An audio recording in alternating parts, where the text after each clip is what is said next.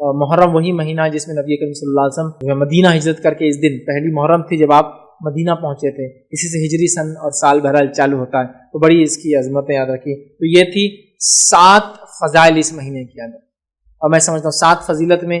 یہ تو ہم کو واضح پتہ چلا، یہ حرمت والا مہینہ ہے، یہ نیکیوں کے کرنے والا مہینہ ہے، یہ معصیت اور گناہوں سے بچنے والا مہینہ ہے، کثرت سے روزے رکھنے کا مہینہ ہے، یہ اللہ تعالیٰ کا مہینہ ہے، اور اسی طرح اس میں